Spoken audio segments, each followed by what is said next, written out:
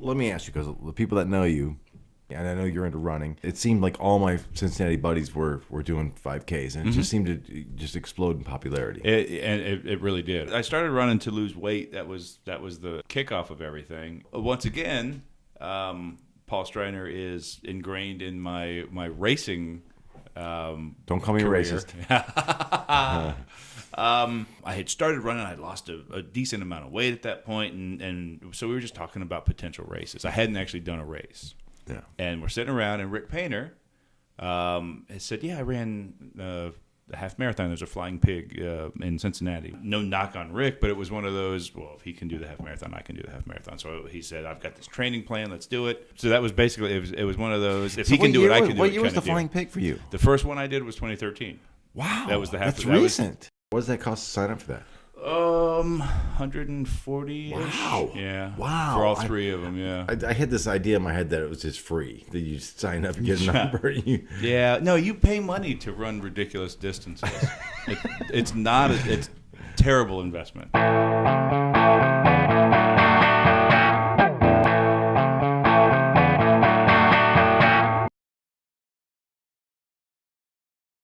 So the first year I did the half marathon. Second year I'm like, okay, I'll do the half marathon, and then I'll do the 5K and the 10K the day before the half marathon, and that was the three-way. I did that. Yeah. And then that was 2014. 2015, I did the full marathon, and that was amazing, 26.2 miles. So your first full marathon, let me ask you, were you like dying? Were you like, oh my God? I was.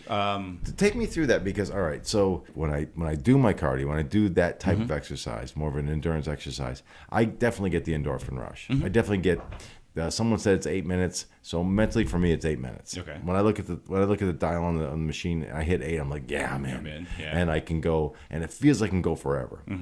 You're running 26 miles, right? Yes, 26.2. So don't forget, anybody can run 26. What are the stages? Like, I feel great. I feel shitty. I feel like I'm gonna die. I feel like I'm gonna pass. I feel I'm getting a second win. Do you get second wins? Tell me. Take me through it. For me, whenever I run, the first mile sucks. I never trust the first mile because it's that first 8 minutes. It's like your body's warming up. I'm not real good about warming up anyway. Yeah. Real marathoners you'll see them running around, and I'm like, you don't get credit for those miles. Stop running.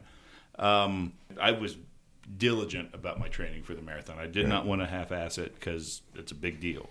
So I had a training group, and we were very, regimented runs and stuff like that. So I had run 20. I think the longest training run I had done was 21 miles. I had done it. I had done all that stuff. Now, do you carb up? Is there a dietary thing beforehand? They talk about it. I mean, I hear about people that eat a lot of pasta. I do, mostly because I like pasta.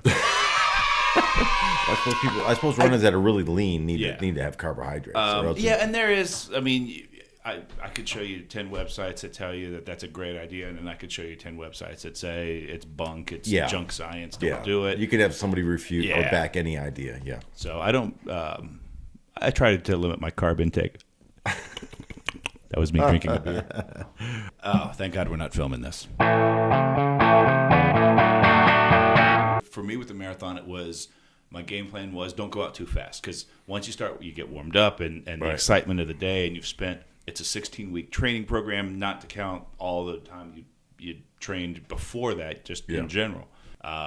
First 9 miles, I was on top of the world. Yeah. There's one thing they tell you for any race, and that's don't do anything different on race day. Right. So whatever you train. It's the same way with bodybuilding. Yes. Whatever got you there, stick with that. You don't want to freak your body out. Right. You want to stay with the program. Well, I decided to do something different on race day. You did not. So what I was worried about was nipple chafing. You did not use the black tape. I wish I was joking about this. Now, what? I said, come on, I ran 20-something training. We did multiple 20-mile Who's we? How runs. Many people? The group. Was Larry in it? No. Did Larry run a marathon? He just does 5Ks. He does 5Ks. Wuss. Yeah. You hear that, Larry? I'm calling you out. He is calling you out. So, never had issue with it. I don't know why I got concerned on race day, but I never had issues with, there's chafing, and I never had it. Really? Just rub it from your shirt? Yes. So, That's on race weird. day, I'm like, I think I need to do something. I need to just make sure. So, I put the KT tape So I put a Band-Aid with the kinesiology, whatever it is. Okay, some kind of sports. It's a sports medicine tape that's supposed to stick. I'm sorry, I'm not. Nah, I don't. I'm not well versed in whatever nipple tape. So they had tassels. They with like T-Rex air quotes, which is a callback from last night. So I decided I'm just gonna make sure there's nothing. So I put Band-Aids on. I tape them down with the KT tape. I'm good to go. About mile 10. I'm like, man, something doesn't feel right.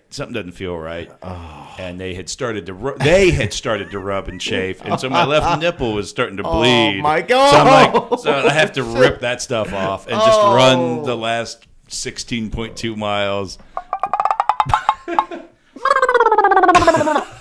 So dumb. You decide that nipple chafing is an issue. Yeah. Put some tape on there, and then next thing you know, you're bleeding. Yeah. I wish I was kidding.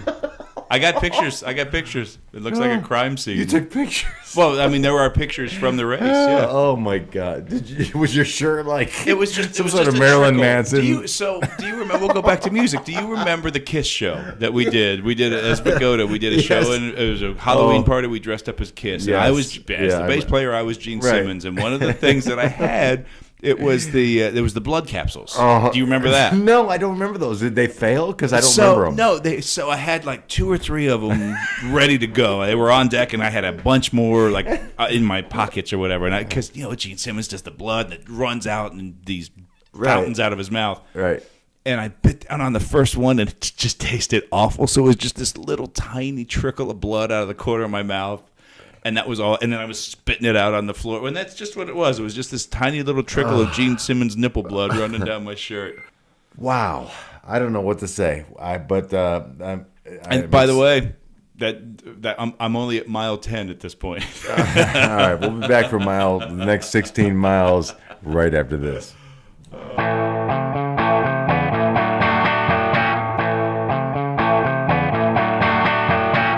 We're back talking to Andy about his bleeding nipples. Welcome to Nipple Talk. Andy Fields. Okay, so let me back up. I can see it in your eyes. I could love your entry into this. I can't wait to see where you want to go. On that day, if you were to take your shirt off, would it be like that Marilyn Manson crisscross of black tape over your nipples? Is that how it looked? No, it was worse. It was this big giant strip. Was it round? KT, those are those muscle pulling strips, right? Yeah. Okay. Yeah, so I had a Band-Aid on it. Did that give you a natural lift? Yes. My breasts have never looked better. Yeah, so it was a strip about, I put a Band-Aid slightly larger than my nipple on the nipple, and then I put the KT tape down to hold the Band-Aid in place. None of those things worked. I did all that to fix a problem that never existed. All right, so let's move on past the nipples. So, did you ever feel lightheaded? Yes. Did you ever feel hallucinatory? No. You didn't have no. You didn't see sun streams and angels? No. Did you ever feel...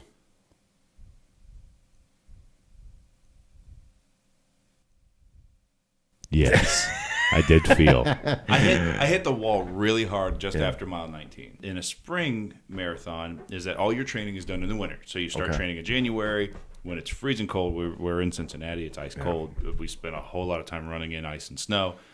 Come race day in early May, you never know what the weather's going to be. Okay. And the weather that day was hotter than anything we had trained in up to that point. Even starting early in the morning, it's still up in the 70s, which doesn't sound like a lot, but when you're running 26 miles and you've been training in 30 and 40 degree weather, it's a big difference.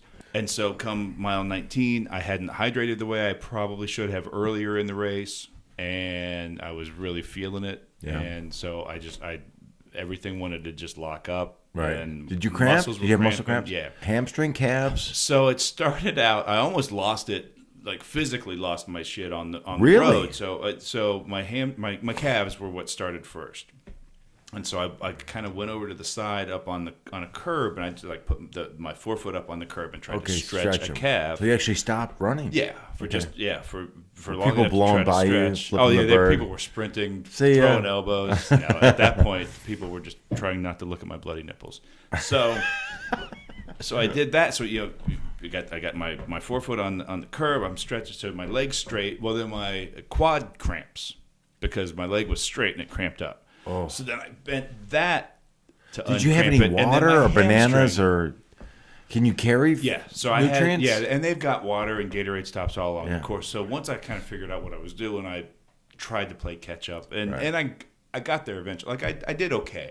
I trained for a certain time and I finished within a minute of that time. So it wasn't like I'm disappointed with the race. Yeah. But I could have done better.